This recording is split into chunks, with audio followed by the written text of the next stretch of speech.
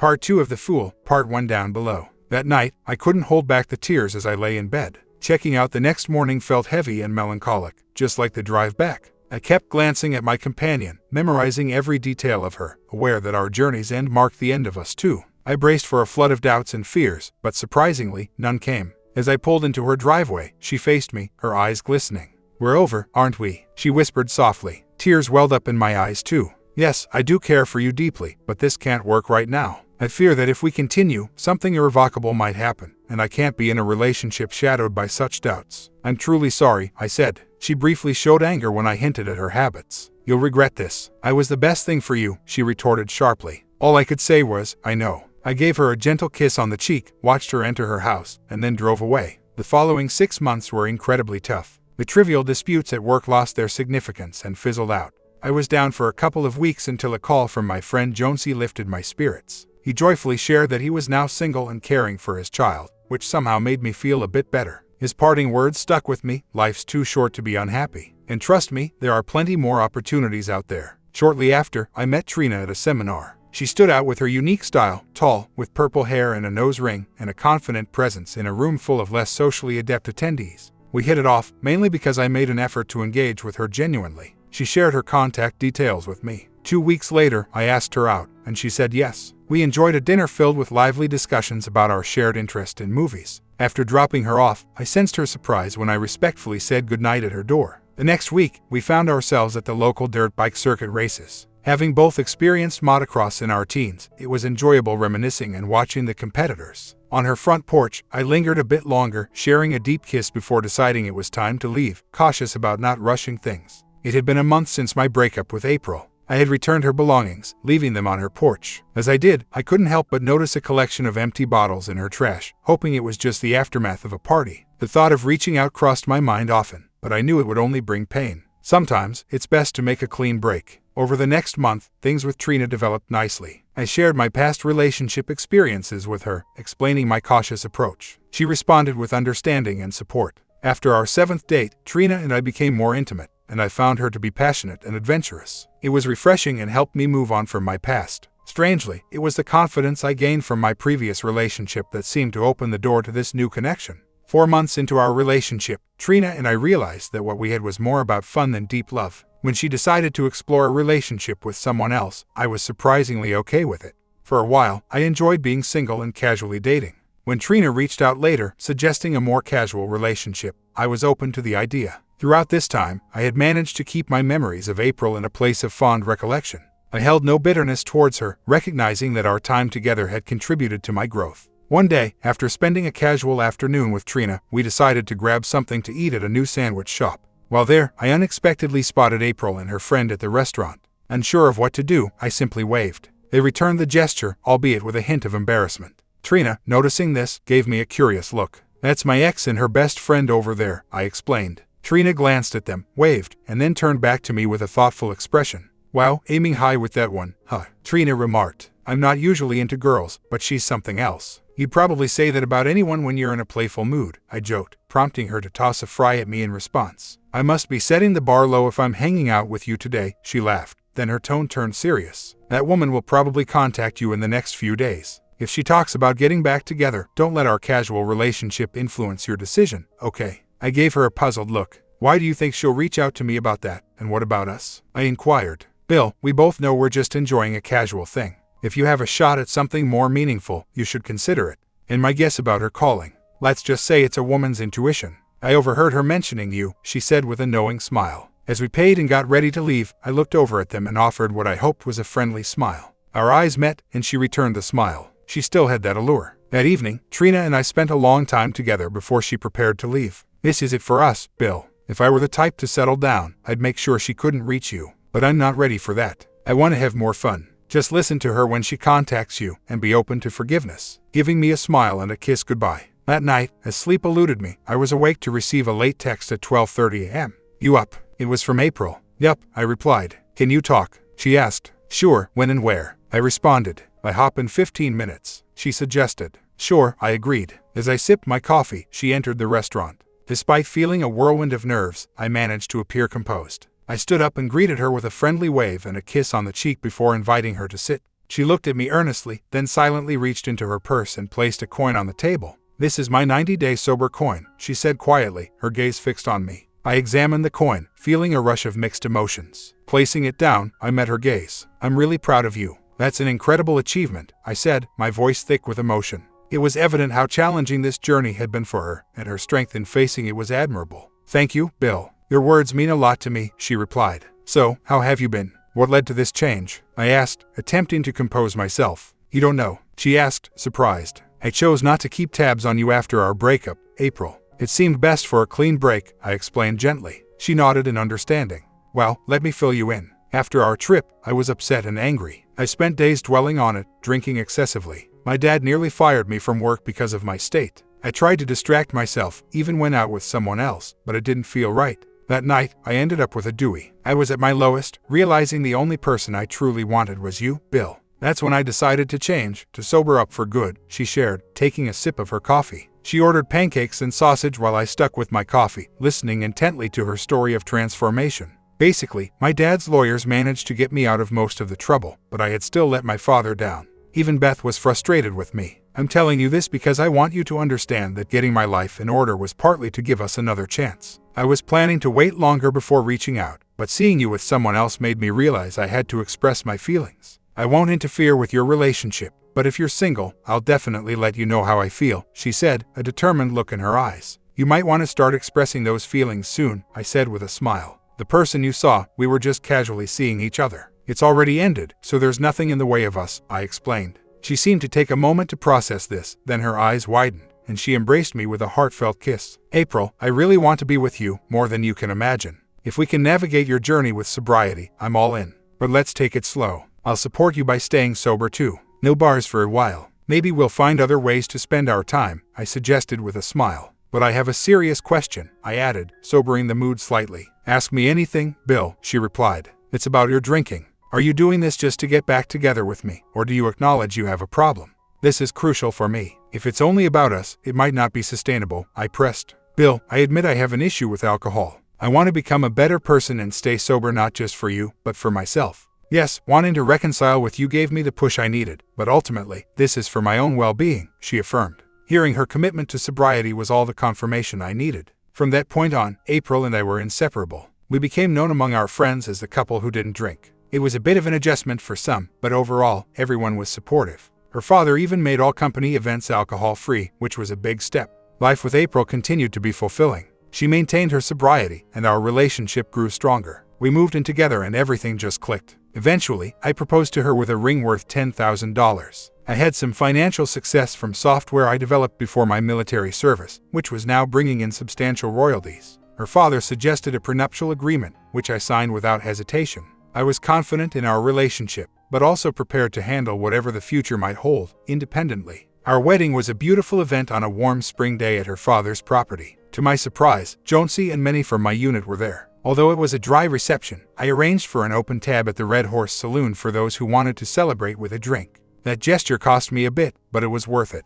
And so, here I am tonight, content and close to my wife, feeling grateful for her love and the life we've built together. Tomorrow, she's expressed a desire to explore a new aspect of our intimacy, and I'm more than ready to embrace this next step in our journey together. Update: as the plane climbed towards the States, a mix of anxiety and relief washed over me. The past 6 weeks had been a necessary break, a time for introspection about myself and my marriage. Glancing at my wedding band, I pondered its significance and whether it would still be on my finger in the coming week. April and I had some serious reflection to do, both individually and together, to decide if we could move past our recent challenges. I leaned back, letting my thoughts drift through the last 3 years of married life. Marrying April, I can say with certainty, was the highlight of my life. Once we navigated through her challenges with alcohol, our journey together became much smoother. Although her visits to AA meetings had become less frequent, she was committed to attending at least once a month, saying it helped her stay connected and aware of her lifelong journey with these challenges. I admired her decision to avoid painkillers after a dental procedure, choosing to steer clear of any potential risks. Her confidence and playfulness in asking for my support during her recovery made me smile.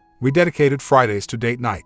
Our activities varied, sometimes catching a movie, other times staying in for board games. Often, we'd just relax with popcorn and a Netflix series, which would lead to affectionate cuddling, playful kisses, and intimate moments. Once, this spontaneity led to an awkward yet humorous incident when Beth walked in on us in the living room. It took me a while to face her without blushing, though April and she found it amusing.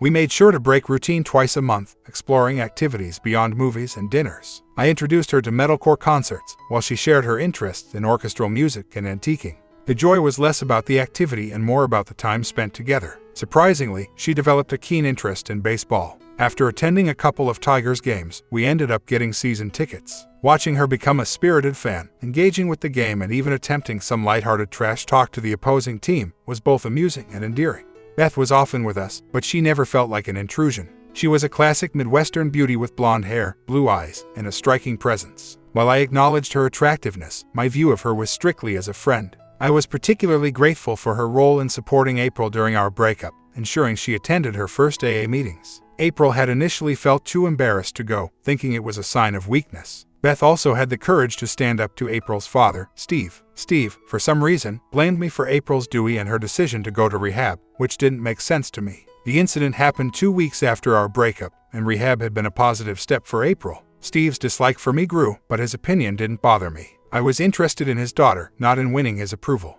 His attitude seemed to stem from his wealth and influence, but it didn't affect me much, given my own financial security. The software I developed had been incorporated into a government package, significantly boosting my investment income. My brokerage account was doing well, with nearly $2 million in investments. I thought it would make a great inheritance for any future children, especially since April had her own substantial wealth. The only real disagreement we had in the first couple of years was about my career. April, having accessed her trust fund and preparing to join her father's company board, wanted me to become a stay-at-home husband.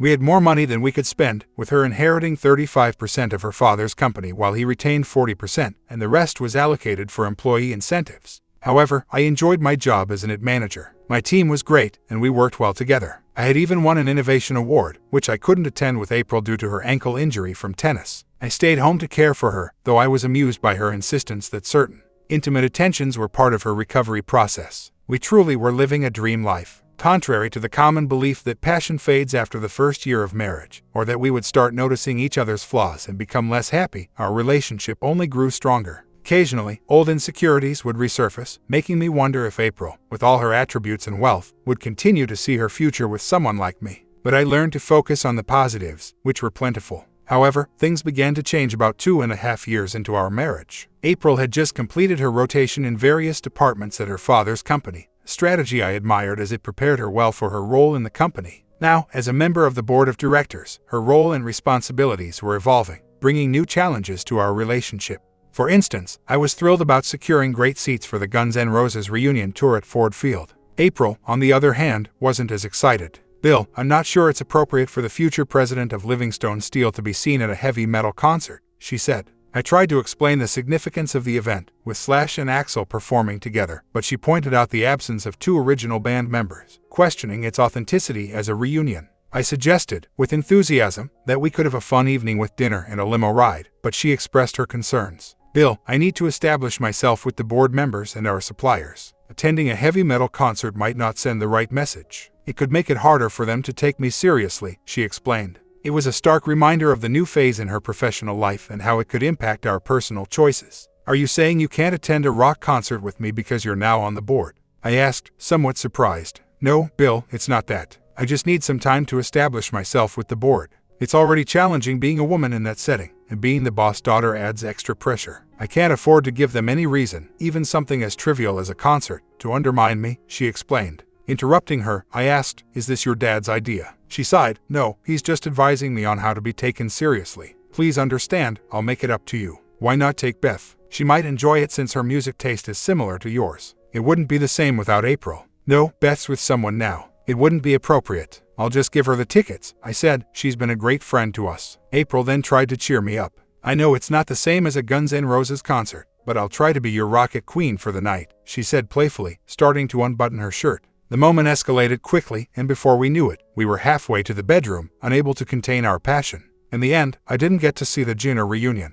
Beth later told me it was an okay concert, but commented on how everyone seemed older. I missed out on seeing Guns N' Roses live, but these moments with April were their own kind of special. "Steve, back off. She's my wife, and she's your daughter. You may not care about me, but I thought you'd at least be concerned about how people treat your daughter." Or does it not matter because the guy's rich? I said sharply, pulling my arm away and moving across the room. April was already handling the situation by the time I got there. "Here's my husband," she said as I approached. "Bill, could you please escort this gentleman out and ensure he gets a cab? His behavior is unacceptable, and I'll be speaking to his father about it tomorrow. No matter how important a client he is, this is not appropriate," she stated firmly. Proud of her stance, I took the man, Archie, by the arm to lead him out. He began to insult me, suggesting April was controlling me and that she was too good for a computer geek like me. He implied she would soon realize she needed someone more on her level. As we passed through a set of double doors, I accidentally pushed him against the door frame. "So sorry," I mumbled. He stumbled and, in a bit of a tangle, ended up on the ground.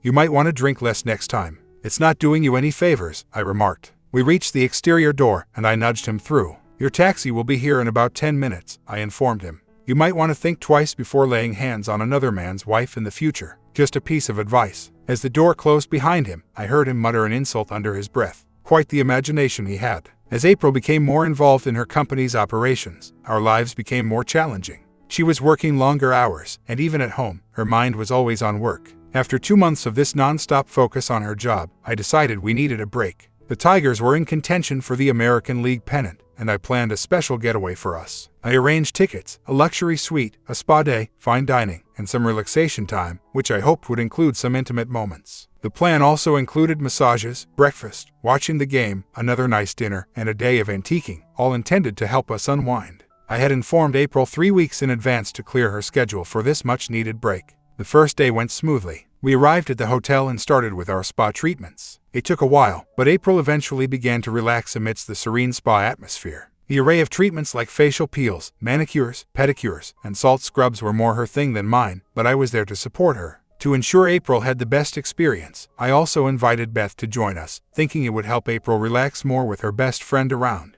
The spa day took an unexpected turn when we all ended up in the sauna together, without any clothes. I tried my best to maintain decorum, focusing my attention on anything but the fact that we were all in there together. April, noticing my discomfort, playfully encouraged me to relax, while Beth lightheartedly added that she was taking the opportunity to look around too. I couldn't believe it. Taking a deep breath, I glanced at the two stunning women beside me. Beth, with her sun-kissed skin and a playful smile, looked radiant. Her presence was mesmerizing, enhanced by her damp hair sticking to her forehead. But my wife, April, was a vision of grace. Her smooth, fair skin and athletic build, highlighted by her expressive eyes, made my heart race. I felt a surge of emotion as I admired Beth, but it was April who truly captivated me. Her confident smile and the way she carried herself with such elegance made my heart swell with pride. Beth playfully teased, "I don't think Bill's going anywhere, April. Seems like he's quite taken with you." April's response, in her charming voice, was filled with a playful yet loving confidence. "It's good to know he still appreciates me," she said. The atmosphere was filled with an intimate tension as April moved closer to me,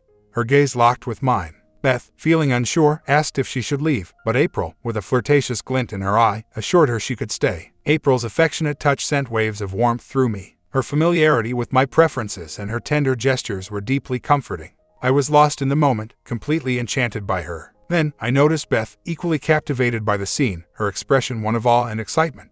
April's eyes sparkled with satisfaction as she asked me how I felt. I was overwhelmed with gratitude and affection. "You're amazing. I'm so lucky to have you," I replied, pulling her in for a loving kiss. In that moment, I knew she deserved all the love and adoration I could give. Beth's voice, slowly regaining composure, echoed in the room. "Wow, that was incredible. Thank you both," she said, genuinely moved by the experience. As I turned to Beth, I couldn't help but acknowledge her allure. Yet, there in front of me was April, my heart's true desire. "Prepare yourself, because you're in for an amazing experience," I said to her with a loving yet playful tone. I gently guided April to sit on the bench, inviting her to relax and open up.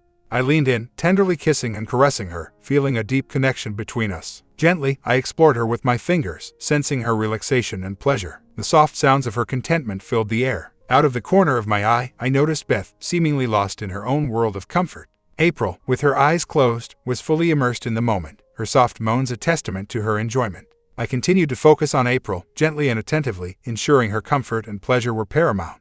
My actions were gentle and loving, aimed at bringing her joy. April's response was increasingly enthusiastic, her movements indicating she was nearing a peak of relaxation. Suddenly, Beth's exclamation of joy mirrored April's escalating enjoyment. I maintained my gentle, caring approach, focusing on April's well-being and happiness. Finally, April expressed her fulfillment with a gentle exclamation, a sign of a deeply satisfying and relaxing experience. We all took a moment to bask in the warmth and contentment of the shared experience, our smiles reflecting the joy of the moment. The sauna, filled with the scent of relaxation and contentment, amplified the sense of shared experience. Beth, with tears of joy, embraced April in a moment of genuine affection. I observed their interaction, feeling a natural sense of camaraderie among us. April then reached out to me, and we shared a heartfelt three-way embrace, a moment of genuine connection and understanding. As we broke our embrace, realizing it was time to leave the sauna, I was about to speak, but both Beth and April gently silenced me. "Let's not overthink this beautiful moment," April suggested, her voice filled with warmth. Beth nodded in agreement, and I understood their sentiment. It felt like the three of us had shared something special and unique, a moment that was both surreal and deeply bonding. As we showered and dressed, I noticed a newfound ease in April. Feeling proud and happy to have contributed to her happiness, I prepared myself for the evening ahead, looking forward to enjoying dinner together. The dinner we shared was delightful, and our conversation flowed easily among the three of us. I had anticipated some awkwardness after our sauna experience, but everything felt surprisingly natural. I found myself feeling a deeper connection with Beth than before, though it was more about friendship and shared experience than anything else. Similarly, my bond with my wife seemed to strengthen. The three of us, already good friends, felt an even closer kinship after our time in the sauna. As the evening wound down, it was clear that April was exhausted. The tension she had been carrying seemed to have dissipated, allowing her to relax deeply. We hailed a cab back to our hotel, and after taking care of our nightly routines, I found April already asleep in her nightwear. Smiling, I made sure she was comfortable and held her close as she sleepily requested just a cuddle. "Of course," I whispered, ensuring her comfort as we settled in for the night. As I was drifting off, I sensed the door open and felt the bed shift. Beth, in her modest silk pajamas, quietly asked if she could join us for the night, expressing a desire to be close after the bonding experience we'd shared. In my sleepy state, it felt like a natural extension of the camaraderie we had developed. She settled on the other side of April, and I fell asleep feeling surrounded by affection. The next morning, I woke up alone in the bed. Hearing voices outside, I quickly got ready and joined Beth and April, who were already up. Beth, still in her pajamas, and April, in a loosely tied robe, seemed relaxed and at ease. My morning discomfort was a bit noticeable, and Beth couldn't help but comment with a laugh. It was a light-hearted moment that underscored the easygoing nature of our friendship.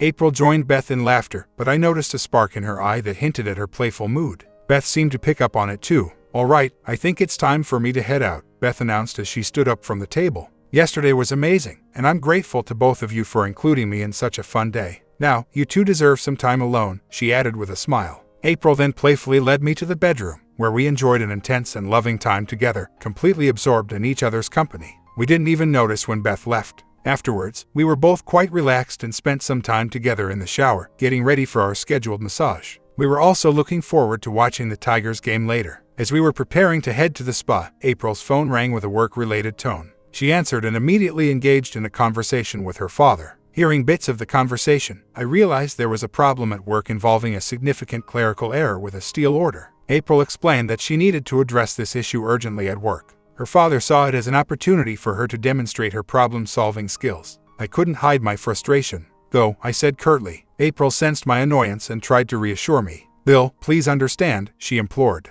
"I get it, April. You need to be with your father at work," I replied, feeling a bit disappointed. April didn't want our weekend to be spoiled by this. She promised to resolve the issue quickly and meet me at the game later. I responded with resignation, expressing my hope for a weekend of reconnection. "Bill, this is just a temporary setback. Once I settle this, we can go back to our usual routine," she assured me. Her father was on his way to pick her up. She encouraged me to enjoy the massage and the game, hoping to join me in time to see the pitcher take the mound. She left with a smile, promising to make up for the lost time later. I couldn't help but return April's smile, even though I was feeling a bit disappointed. We had always playfully joked about our celebrity crushes. She had a thing for Justin Verlander, and I admired Kate Upton. It was our light-hearted fantasy about the only couple we'd ever consider swinging with. After a quick kiss, April hurried back to the hotel room to prepare for her sudden departure. I walked her through the lobby and saw her off as her dad picked her up.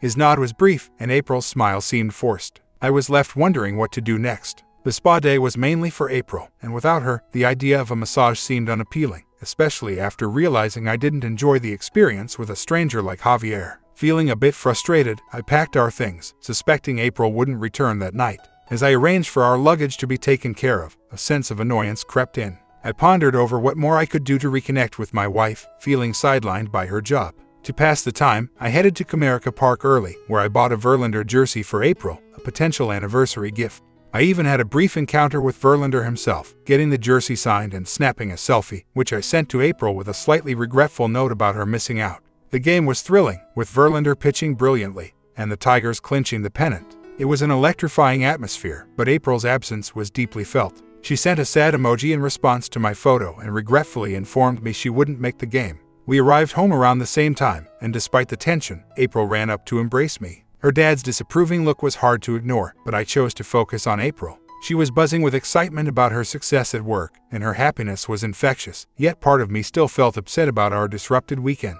We had a quick dinner and retired early, but for the first time in our marriage, there was an awkwardness between us in the bedroom. April looked at me, about to speak, her expression a mix of emotions. "Bill, I really appreciate all the effort you put into planning this weekend. I'm sorry that I disrupted our plans, and I understand if you're upset with me. It might sound cliché, but I do want to make it up to you. I just need about 6 months to prove myself at work." "Today was a big step towards that," April said earnestly. I decided to be straightforward. "April, I feel like I'm coming second to your job. I'm hoping things will change, but I can't keep feeling like this," I explained. She looked at me cautiously. "What exactly are you saying, Bill?" "I just feel like I'm not as important as your work, and it's bothering me," I responded. "Bill, you've known since our first date that my career is important to me," she reminded me. "It's not about you working, April. It's about the time you're taking away from us, trying to please people who don't value you personally," I said. I began to question if I was being unreasonable or too needy. Deciding to let the conversation simmer down, I suggested a compromise. "How about I adjust my expectations, and you try to balance your work time better?" April smiled warmly. "I can agree to that, Bill. Can we consider this a small argument?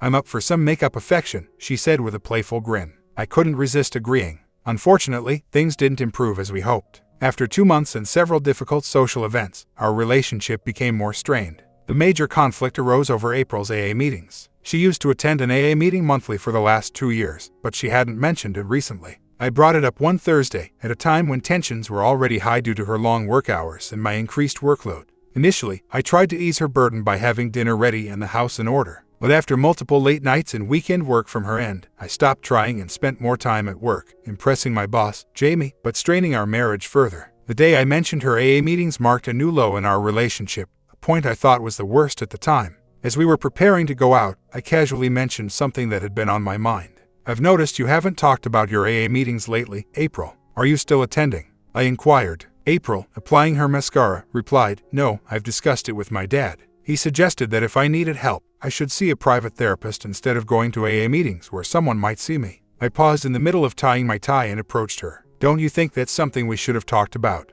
I asked, trying to keep my voice steady. "Not really, Bill. My drinking is my issue to handle, not yours," she answered. Her response frustrated me. "So you'll take your father's advice but not discuss it with your husband?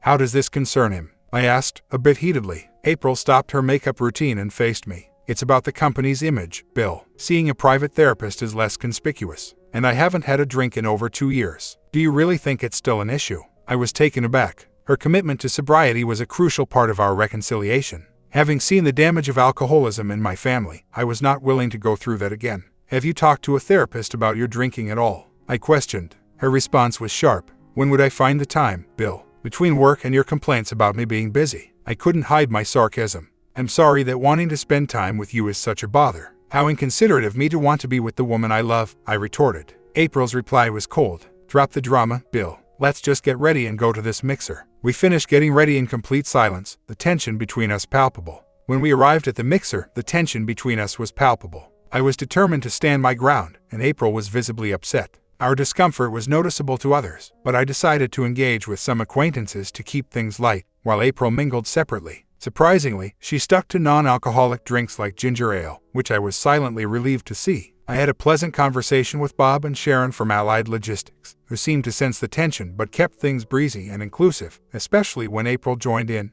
By the end of the evening, our interaction had warmed up slightly, and April maintained her choice of non-alcoholic beverages. The car ride home was civil, but my mind was occupied with concerns, particularly about the unresolved issues around April's drinking. I knew I had to be selective about which issues to address, yet I couldn't let go of my worries about her sobriety. I considered talking to Beth, who had been a supportive friend to both of us. She had been a good listener when I needed to vent and seemed to have a calming influence on April. I planned to reach out to Beth for her perspective, but work got hectic and she was away visiting her parents. I hoped to connect with her once she was back to discuss everything, trusting her as a reliable confidant. However, before I could make that happen, I fell ill on the day of another mixer. My condition worsened quickly, leading to severe sickness and a high fever. April, after taking my temperature and assessing my symptoms, suspected food poisoning. Despite my miserable state, she seemed concerned about missing the mixer. "Can't you stay home?" I weakly suggested, hoping she would prioritize caring for me. April pondered for a moment before replying that she felt obligated to attend the event, maintaining the Livingstone family tradition. She reassured me that she would check on me after the mixer and take me to the ER in the morning if necessary. Resigned, I told her to go ahead, feeling too drained to express my frustration. After another bout of sickness, I managed to hydrate a bit with Gatorade before passing out on our bed, alone and unwell. Awakening around midnight, I felt that distinct chill signaling my fever had broken. I noticed April wasn't beside me. Disappointed she hadn't checked on me as promised, I took another sip of Gatorade and drifted back to sleep. Later, I was roused by sobbing from downstairs. It was 4:40 a.m. Throwing on a robe, I went to investigate. In the kitchen, I found Beth, looking upset, comforting a distraught April. April's appearance was disheveled, her dress and hair were in disarray, and she seemed to have lost her stockings. Her makeup was running as she buried her face, sobbing, occasionally mumbling what sounded like apologies. Concerned, I approached to offer comfort, but the smell of alcohol was unmistakable. April recoiled from my touch and, overcome with emotion, rushed to the sink just in time. Turning to Beth, I asked for an explanation, knowing April was too upset to provide a coherent account. Beth, tearful, indicated April wanted to explain herself, cautioning me that the news would be painful but stressing April's remorse. April, unable to meet my gaze, shared her story. At the mixer, alone and pressured, she had succumbed to drinking. What started as a sip of scotch escalated as she tried to fend off comments about her being a lightweight. The evening blurred into a regrettable mistake. She woke up in a hotel room, realizing she had been unfaithful. Her admission, filled with anguish, left me reeling with shock and disappointment. Feeling a profound sense of betrayal and hurt, I struggled to process what I had just heard. The revelation about April's actions was overwhelming, and I desperately needed space to clear my head. I turned to Beth. "Can you look after her?" I asked. "I need to leave for a bit." Beth responded with understanding yet urged me to stay, emphasizing April's need for me. But at that moment, my emotions were too raw. "No, Beth." She chose her Livingstone peers over me. "Maybe they can provide the comfort she needs," I said, my voice rising with frustration and pain. April's sob from the doorway indicated she heard my words, but I was too upset to consider her feelings. I hurried to our bedroom, hastily packed a few essentials, and went back downstairs. April and Beth were at the kitchen table, both in tears. They looked up as I entered. "I'm going to take a few days away," I announced, trying to maintain composure. "We need to talk, but right now, I can't do that civilly. Let's plan to talk on Monday. Until then, I need some time alone." Without waiting for a response, I left the house and headed to my truck, overwhelmed by the gravity of the situation. I found myself at a Holiday Inn after calling in sick to work, needing solitude to process everything. Physically, I was recovering, but emotionally, I felt terrible. My mind raced with conflicting thoughts and emotions. I kept asking myself, how could she do this? I've strived to be a good husband, and yet she betrayed me this way. Anger and hurt swirled within me. Was her being drunk an excuse for her actions? And what kind of person takes advantage of someone who's clearly inebriated? I didn't even know the guy's name, but I was filled with resentment towards him. Yet, another part of me tried to see things from a different perspective. April had a problem with alcohol, and this incident was a lapse in her struggle. She had been honest about it right away. There was no deceit that I was aware of. She could have hidden it from me, but she didn't. The bigger questions loomed over me. Did I want a divorce? Could I still be with her after this? I loved her deeply, and I believed she loved me too. I doubted she would have done something like this if she were sober, or if I had been there with her. But then again, when did drinking become a justification rather than a problem? If I couldn't be there next time, where would I come home to? I was caught in a storm of emotions, struggling to find clarity amidst the chaos of betrayal, love, and the complex issues surrounding addiction and trust. As I grappled with my tumultuous feelings, my thoughts oscillated between forgiveness and intense anger. Needing to break free from this cycle, I decided to explore my options. Although my usual lawyer didn't handle divorce cases, he referred me to Janet Taylor, a divorce attorney. After researching her credentials and feeling satisfied, I emailed her my prenuptial agreement and other relevant documents. To my surprise, she was able to see me promptly. Janet's insights were mostly what I had anticipated. The prenup was straightforward. I would retain my brokerage account, and April would keep her assets. However, I was taken aback by the discovery of an infidelity clause, which entitled me to $500,000 for each year of marriage, capped at 5 years. This meant I could claim $1.5 million from April's trust fund. I reflected on the fact that I hadn't scrutinized the agreement thoroughly when we signed it. I was more focused on getting the paperwork out of the way than understanding its contents. This revelation presented a significant financial incentive to leave the marriage. With this sum and my own savings, I could potentially retire early. But the thought of a future without April brought me back to a harsh reality. Returning to the hotel room, the weight of the situation finally hit me, and I broke down in tears. The financial aspects seemed trivial compared to the emotional turmoil of potentially ending my marriage with April. I decided to speak with my boss, Jamie, about taking some personal time. Jamie was known for being a tough but fair plant manager. She valued efficiency and had a direct approach to management, which I respected. Our interactions were usually straightforward and business-focused, so this conversation was going to be a departure from the norm. Upon entering her office, Jamie immediately asked, "You call in sick and then say you need to talk to me. What's going on, Bill?" Sitting across from her, I took a moment to compose myself. "I'm going to need some personal time, Jamie. I'm dealing with a serious crisis at home, and it's really affecting me," I admitted. Jamie leaned back, considering my words, then asked directly, "Did she cheat on you, or did you cheat on her?" Her question caught me off guard. "How did you?" I started, surprised by her intuition. She reasoned it out. "No kids, your parents are gone, and it's not a family death. You seem more angry and hurt than sad, so I figured it's infidelity. My guess is she's the one who strayed because you're not the type to hurt your wife. You're a good guy, Bill. So, what's the plan? Divorce? How long do you need off?" Jamie's analytical approach to my personal issue was a bit jarring, but also strangely comforting. It was good to talk about it. "I'm not sure about a divorce yet. This all happened just yesterday," I responded. "So, she told you yesterday, or it happened yesterday?" Jamie inquired further. "Both. She got blackout drunk last night, ended up with someone else, and came home early this morning to confess," I explained, feeling a bit relieved to be able to talk about it.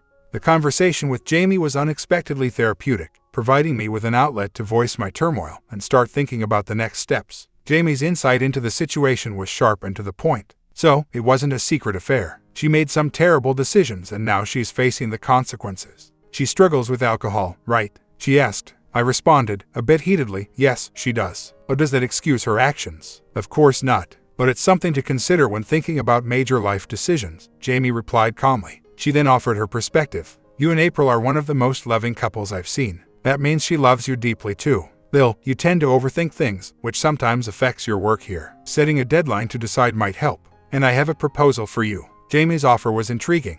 "We have a team in Belize installing network and servers for an eco-resort, and their progress is slow. I wanted to send you to expedite the work. You've been reluctant to leave April, but now might be a good time. The company has a house lease there for 7 weeks. If you can finish the project early, use the remaining lease time to relax. It's a win-win." The idea was appealing. It would give me a project to focus on, distance from the current drama, and a chance to indulge in my love for diving, something April wasn't fond of, so I hadn't done it in ages. For the first time since the night before, I felt a glimmer of positivity. "Jamie, you're crafty, but I accept." "Thank you," I said, genuinely grateful. "Leave next Friday," she instructed. Then she paused, looking a bit hesitant for the first time. "Just remember, being a woman in a male-dominated business world is tough. I'm not excusing her actions, but it's something to keep in mind." With the meeting concluded, I left feeling surprisingly uplifted. I knew the next step was to have a crucial conversation with April. My comment, "Is OP making himself a better man the correct way to go? Can you feel how he feels?" We will find out in the final ending of this series.